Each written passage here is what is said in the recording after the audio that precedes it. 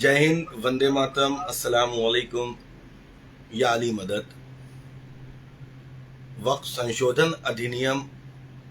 जिसको लेकर लगातार टीवी पे, सोशल मीडिया पे सक्रियता चल रही है, जिसपे सत्ताधारी दल के तमाम लोगों के जानिब से ये कहा जा रहा है कि संशोधन आवश्यक है,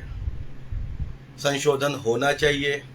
संशोधन में जिन चीज़ों पे विशेष तौर पे ध्यान देना था, उन 40 पॉइंट्स में कुछ ऐसे पॉइंट्स थे जिन पे वास्तविक तौर पे ध्यान देना था,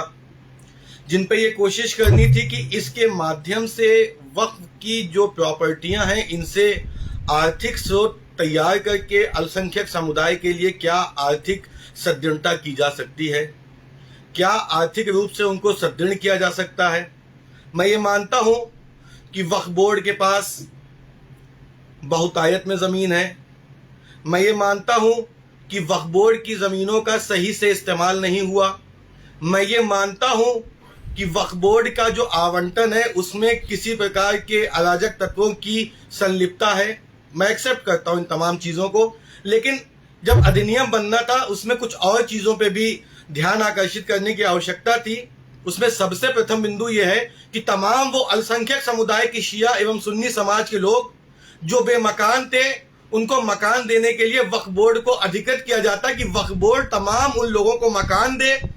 तमाम उन लोगों को जमीन दे जिनके माध्यम से उनकी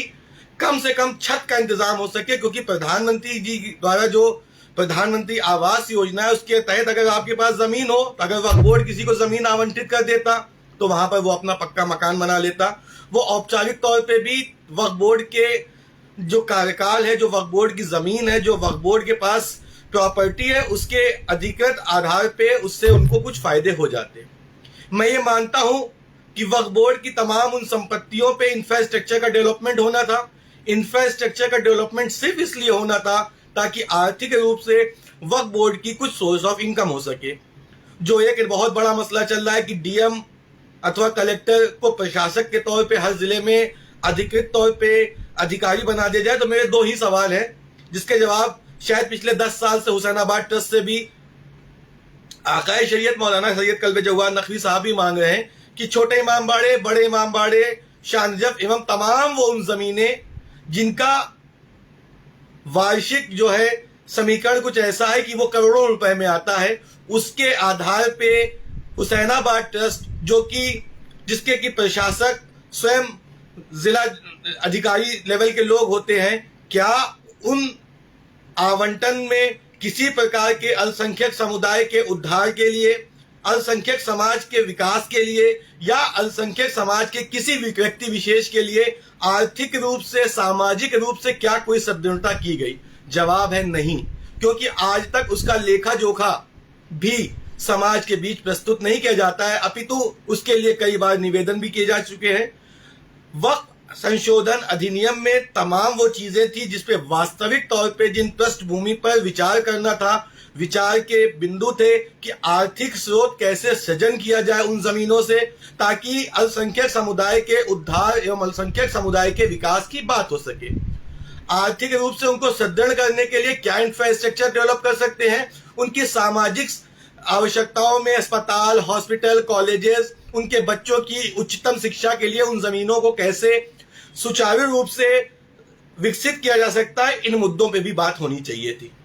जब बात होती है कि वक्फ की जमीनें बहुत ज्यादा हैं तो उन जमीनों पे इंफ्रास्ट्रक्चर को डेवलप कैसे करना है, ये सबसे महत्वपूर्ण सवाल था कि उसके माध्यम से देश का अल्पसंख्यक समुदाय जो कि सच्चर कमेटी के आधार पे जिस पे बात की जा रही कि सच्चर कमेटी के आधार पे देश के अल्पसंख्यक समुदाय के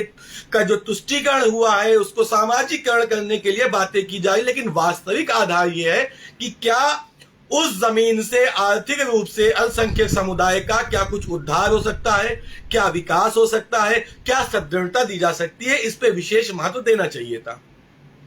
दूसरी बात यह आती है कि उन जमीनों से तमाम वो लोग अल्पसंख्यक समुदाय के, शिया समाज के एवं सुन्नी समाज के लोगों को जमीन आवंटित करने के लिए यदि कोई आदेश आया होता, विधेयक में कोई नई संशोधन की पत्रावली में कुछ ऐसे पॉइंट्स होते कि तमाम वो लोगों के हम सर्वे करेंगे जिनके पास मकान नहीं है, जिनके पास जमीन नहीं है, जिनके पास अपने जीविकोपार्जन के लिए कोई ऐसे माध्यम नहीं है, जिनके आधार पे उनकी शैक्षणिक व्यवस्था, उनकी आवासीय व्यवस्था को सुदृढ़ किया जा सकता है, तो यकीनन इस बिल का स्वागत दिल खोल के देश का मुसलमान कर रहा होता। और यदि विपक्ष इसमें आक्षेप लगा रहा होता तो देश का मुसलमान विपक्ष के समक्ष खड़ा होकर कहता कि ये हमारे विकास की बात करते हैं और तुम हमारे विनाश की बात करते हो। यकीनन बिल में कुछ संशोधन में आवश्यकता है कि तमाम वो भूमाफिया जिन्होंने जमीनों पे कब्जा कर रखा है, तमाम वो भूमाफिया जिन्होंने जमीन पे अपने निजी संबंधों से या फिर शस्त्र से, अस्त्र से, धन से, जिस प्रकार से भी अपने बाहुबल से ऐसी जमीनों पे जो वक्त के अधीन आती है उन पे कब्जा किया गया, उनको छुटकारा दिलाने की बात होती तो यकीनन दिल की गहराइयों से इस बिल का स्वागत किया जाता। लेकिन यकीनन ज्वाइंट कमेटी को जिस आधार पे इसमें मंथन करने के लिए दिया गया है, वो ज्वाइंट कमेटी के कौन कौन से नेता होंगे, क्या उसमें अल्पसंख्यक समुदाय का कोई व्यक्ति होगा जिसको अल्पसंख्यक मामलात की मालूमात होगी, जिसमें कोई स्कॉलर होगा या नहीं होगा, इसकी अभी कोई चर्चा नहीं है। वो बिल आगे अधर में लटकेगा या उसको पुनः मंथन करके, उसको पुनः संशोधित करके उसको समाज के बीच में लागू किया जाएगा, ये अभी आगे की कड़ी है। लेकिन मैं बतौर हिंदुस्तानी मुसलमान, बतौर नेता भारतीय जनता पार्टी, बतौर अल्पसंख्यक समुदाय का प्रतिनिधि, मैं कुछ बिंदुओं पे मुखर हूं कि उन जमीनों के आवंटन के आधार पे अगर आप मुसलमानों को आवंटन देते, उन जमीनों पे उनकी रिहाइश बनाएंगे तो स्वागत योग्य होगा। डीएम साहब का कोई दखल फिलहाल अगर है तो औपचारिक तौर पे उस दखल को रखा जाए, सर्वे सर्वा बनाने का किसी प्रकार से कोई मत नहीं बनता है। जिलाधिकारी के वैसे भी सामंजस्य के आधार पे ही जिलाधिकारी के संज्ञान में तमाम चीजों पे चिंतन मंथन भी होता है, इस पे डिस्कशन होता है जब किसी जमीनी विवाद की बात आती है। तो मेरा बहुत ही स्पष्ट निवेदन है भारत की सरकार से कि चिंतन मंथन के विषय पे चिंतन मंथन किया जाए। एक विशेष समाज के प्रति इस प्रकार की अगर कोई भ्रामक स्थिति पैदा होती है तो यकीनन वो तमाम उन लोगों के लिए भी सकारात्मक रुख लेके नहीं आएगी जिनको अभी बहुत मजा आ रहा है, क्योंकि लगेगी आग तो आएंगे घर कई जद में, यहाँ पे सिर्फ हमारा मकान थोड़ी है। तो इसलिए चिंतन मंथन की जो आवश्यकताएं हैं उस पे आवश्यकता अनुसार चिंतन मंथन किया जाए। वक्फ की खाली जमीनें जिनको बहुत बड़े संख्या में बताया जा रहा है कि बहुतायत में जमीन है, सबसे बड़ी जमीन है, आर्मी के बाद अगर किसी के पास जमीन है तो मुसलमानों के पास है, तो वक्फ की तमाम उन जमीनों पे जिसपे मुसलमान किराए के मकान पे रहता है, मुसलमान जो है टाट पे रहता है, झोपड़ी बना के रहता है, तमाम उन लोगों का सर्वे किया जाए और उस जमीन के जो टुकड़े हैं उनमें उन मुसलमानों को स्थापित किया जाए ताकि वक्फ की जमीन जो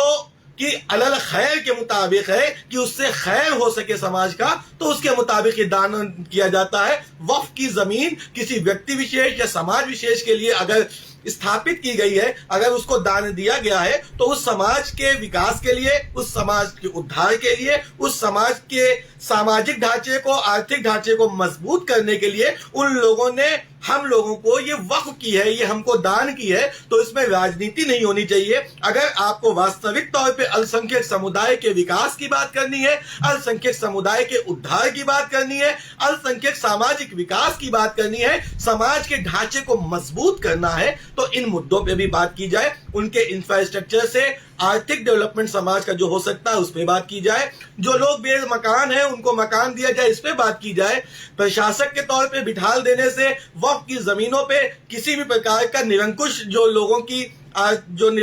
के बाहुबल के आधार पे कभी कभी जमीनें नहीं खाली होती है। मैं तो स्वागत करता हूं कि एडमिनिस्ट्रेशन उसमें अपनी दखल दे, लेकिन एडमिनिस्ट्रेशन की दखल इस प्रकार से होनी चाहिए कि जो लोग वंचित हैं, जो लोग पीड़ित हैं, जो वक्फ की जमीनों पे अवैध कब्जे किए गए हैं, इनको खाली करने का काम किया जाए। वस्सलाम, या अली मदद, जय हिंद।